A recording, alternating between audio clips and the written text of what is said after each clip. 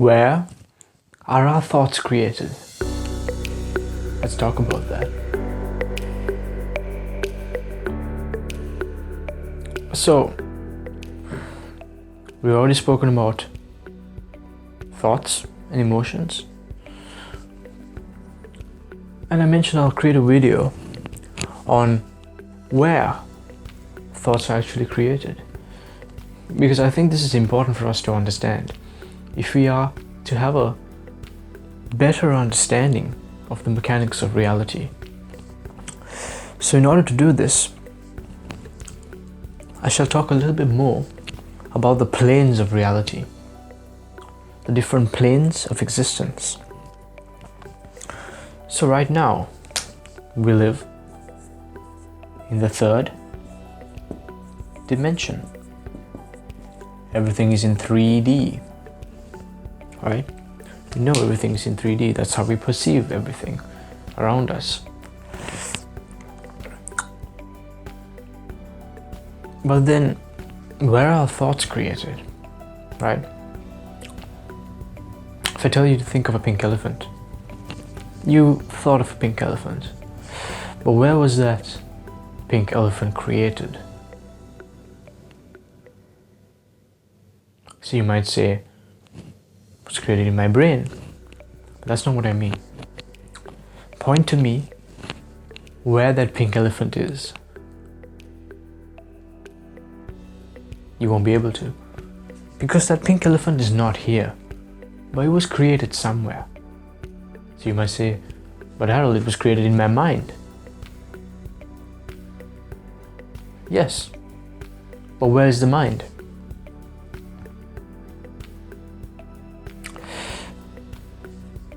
We won't be able to find the mind here. Because this is the third dimension. This is the physical dimension. Everything is physical here. So, but you thought of that pink elephant and it was created somewhere. And I want you to really think about this, right? That may have been a still image of a pink elephant, or the feeling of a pink elephant, or the sound of a pink elephant, or it could even be a moving picture in motion of a pink elephant. But essentially, your mind went through your past experiences on how you think an elephant looks like, sounds like, behaves, and put that together and created a pink elephant in another dimension that behaves in the way that you think a pink elephant behaves.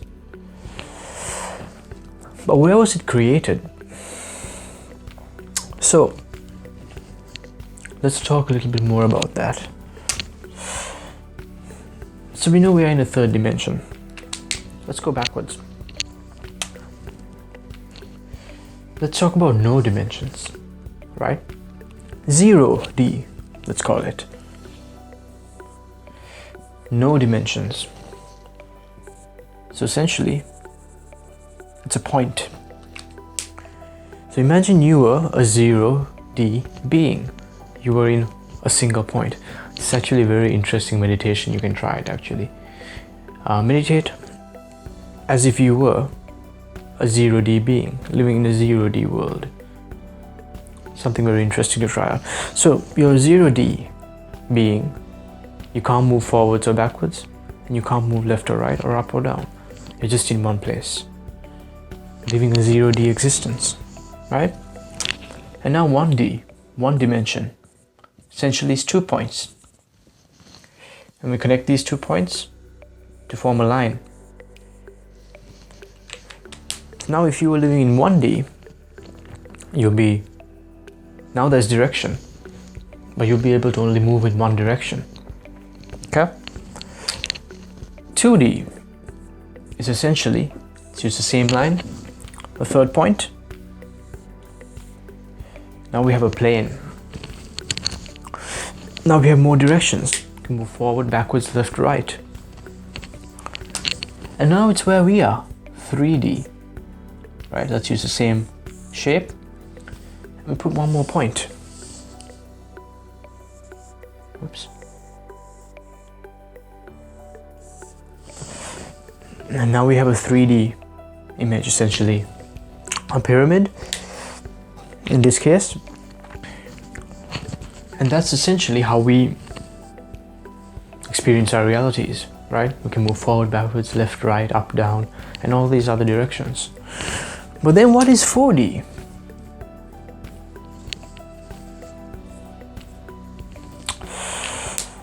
Some scientists may say 4D is time. It's interesting. But essentially, if we can explore all directions, right, of our reality, if we can see our reality and we have all these directions, what about going within? Going within us? What lies within? So imagine, so right now, for you to experience this reality and to be alive, the only reason you can perceive this reality is because you have the 5 apertures, what we call the senses: sight, smell, hearing, touch, and taste. Now, in case of an individual who is blind or deaf, one of the senses are impaired. So therefore, we know that the other senses are heightened, right? So what if we one day woke up and we've lost all our senses? We can't see, we can't hear, we can't smell, we can't taste, and we can't feel. What is left? You'll still be there. You just won't be able to perceive this reality because you don't have your 5 senses. To live in the 3rd dimension, the senses are required.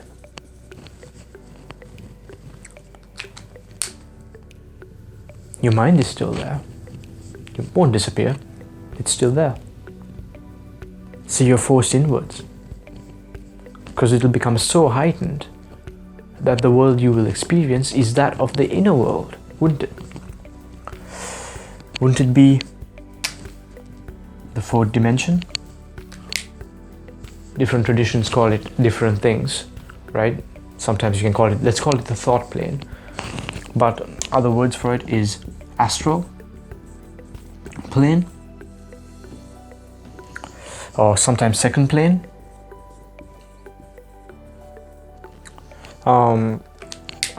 There are various names for this thought plane, but it's essentially where our thoughts appear. But right now, we're so distracted. Our minds are separated because it has to focus on many things. So many things are bombarding our 5 senses that we can't notice the reality of our thoughts, the plane of our thoughts.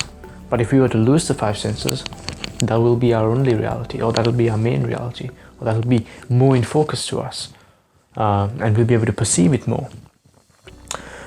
But essentially, it is a non-physical dimension where thoughts are created, right? And this is a physical dimension where things are a lot more solid. So right now, in the air around us, we know there's all sorts of things. There's Wi-Fi, there's infrared, there's UV, and all these other forms of frequencies, radio waves. They're around us, but we just can't see it. We just can't see it. It's just on a different frequency, right? Once again, that word frequencies, and we're going to be using that word a lot.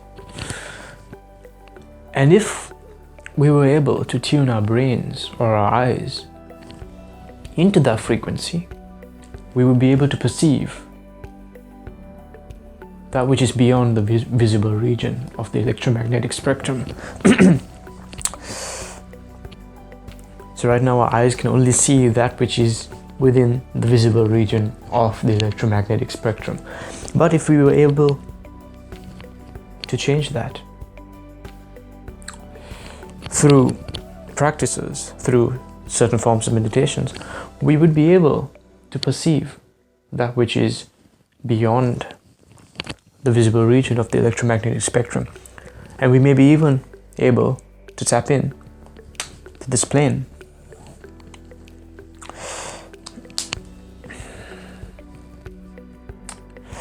So essentially, this plane is non-physical in nature, and the thoughts that we have are non-physical, but we want to make it physical. So imagine we have a thought, right? Let's say it's a ball. It's just a ball, right? We have a thought of the ball. So this is the astral or thought plane, and this is the physical plane. If we are to make that ball appear into the physical, the energy here is non-physical, so the energy is very subtle, it's very soft. We want to add more and more energy into this thought until it becomes so heavy that by logical means, it's important, it's not going to magically appear, by logical means, this ball will manifest in the physical realm where we are right now.